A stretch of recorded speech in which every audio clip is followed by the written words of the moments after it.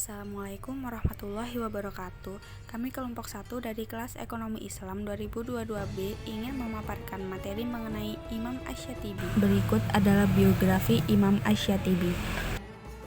Syatibi yang bernama lengkap Abu Ishaq bin Musa bin Muhammad Al-Lakhmi Al-Syatibi merupakan salah seorang cendekiawan muslim yang belum banyak diketahui latar belakang kehidupannya. Beliau berasal dari suku Arab Lakhmi. Nama Al-Syatibi dinisbatkan ke daerah asal keluarganya, Syatibah atau Hatibah atau Jativa, yang terletak di kawasan Spanyol bagian timur. Pendidikan Al-Syatibi diawali dengan mengkaji bahasa Arab dan seluruh gramatikanya. Dalam bidang ini, tercatat bahwa Al-Syatibi berguru kepada seorang ulama besar di bidang bahasa, yaitu Abu Abdillah Ibnu Fakhar Al-Birri pada 754 Hijriah atau 1353 Masehi.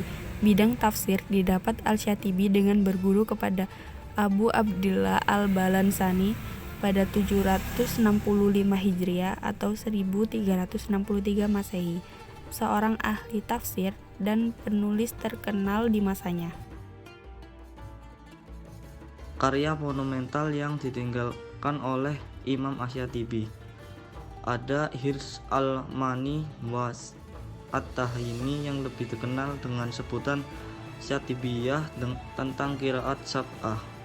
Yang kedua ada Aqilat Atrab al-Qasaid, kasidah yang menjelaskan perbedaan penulisan Masif Utsmaniyah. Kitab ini diringkas dari kitab Al-Muqni karya Imam Ad-Dani pada tahun 444 Hijriah. Yang ketiga ada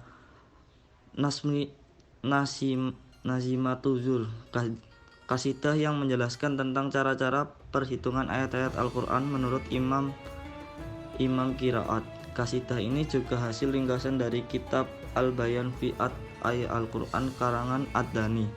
Yang keempat ada kasidah Daliyah, ringkasan dari kitab At-Tamhid Syarah Muwatta Imam Malik bin Anas. Kasidah ini berkaitan dengan ilmu fikih. 3. Pemikiran ekonomi Islam Imam Asy-Syatibi. Pemikiran ekonomi Imam Asy-Syatibi terbagi menjadi 3. Yang pertama, objek kepemilikan. Pada dasarnya, Asy-Syatibi mengakui hak milik individu, namun ia menolak kepemilikan individu terhadap setiap sumber daya yang dapat menguasai keperluan hidup orang banyak. Yang kedua, pajak. Dalam pandangan Asy-Syatibi, pemungutan pajak harus dilihat dari sudut pandang maslahah atau kepentingan umum. Yang ketiga, praktek qiraat. Lembaga qiraat yang berasal dari perdagangan pra-Islam di Mekah. Selanjutnya, prinsip-prinsip pemikiran ekonomi Islam Imam Asy-Syatibi. Yang pertama, keadilan dalam perdagangan. Asy-Syatibi memandang bahwa perdagangan harus dilakukan dengan prinsip keadilan dan tidak boleh mengambil keuntungan yang tidak adil. Dia juga menekankan pentingnya menghormati hak-hak konsumen dalam perdagangan. Yang kedua, menghindari riba. Asy-Syatibi melarang riba dalam bentuk apapun dan memandangnya sebagai suatu bentuk penindasan terhadap orang yang kurang mampu. 3. Pengaturan harga. Asy-Syatibi memandang bahwa harga diatur dengan prinsip keadilan dan bukan oleh penawaran dan permintaan semata. Dia juga memperkenalkan konsep harga maksimum dan minimum dalam perdagangan. 4. Asy-Syatibi menekankan pentingnya zakat sebagai bentuk distribusi kekayaan yang adil dan mengurangi kesenjangan sosial. 5. Saling membantu. Asy-Syatibi memandang bahwa saling membantu antara anggota masyarakat adalah penting dalam mengatasi masalah ekonomi seperti pengangguran dan kemiskinan. 6. Kepemilikan bersama. Asy-Syatibi juga memperkenalkan konsep kepemilikan bersama dalam bentuk syirkah, di mana dua atau lebih orang berinvestasi dalam suatu proyek dan berbagai keuntungan dan kerugian. 7. Menghindari spekulasi. Asy-Syatibi melarang spekulasi dalam perdagangan dan memandangnya sebagai tindakan yang merugikan masyarakat. Relevansi pemikiran ekonomi Islam Asy-Syatibi di Indonesia pada saat ini. Yang pertama ada keuangan syariah. Pemikiran Imam Asy-Syatibi tentang penolakan terhadap praktik riba telah menginspirasi pengembangan lembaga keuangan syariah di seluruh dunia. Lalu ada zakat infak. Di Indonesia, zakat menjadi program sosial yang sangat penting dan berkontribusi pada kesejahteraan masyarakat. Lalu ada peran pemerintah dalam mengatur kegiatan ekonomi. Pemerintah Indonesia memiliki peran dalam mengatur kegiatan ekonomi, seperti dalam hal regulasi perdagangan dan produksi, pengawasan pasar, dan kebijakan ekonomi makro. Lalu ada kritik terhadap praktik riba. Di Indonesia, masih terdapat praktik pinjaman dengan bunga tinggi yang merugikan masyarakat.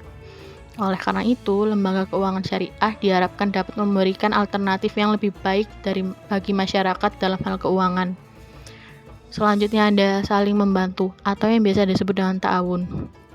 dalam partisipasi masyarakat terhadap kegiatan ekonomi di Indonesia dengan adanya penerapan peningkatan kegiatan distribusi pendapatan dari masyarakat dengan harta yang dimiliki melebihi nisab yang disalurkan melalui zakat kepada 8 golongan yang berhak menerima. Lalu ada kepemilikan bersama.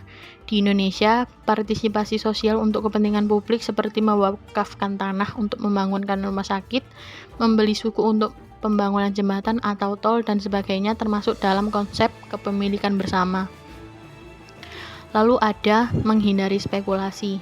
Konsep ini relevan di Indonesia, di mana pasar keuangan dan investasi memiliki resiko spekulasi yang tinggi. Mencegah dan mengurangi spekulasi yang berlebihan dapat membantu menjaga stabilitas ekonomi, mencegah krisis finansial, dan juga mempromosikan pertumbuhan ekonomi yang berkelanjutan. Sekian dari video dan pemaparan materi yang kami sampaikan, semoga bermanfaat. Wassalamualaikum warahmatullahi wabarakatuh.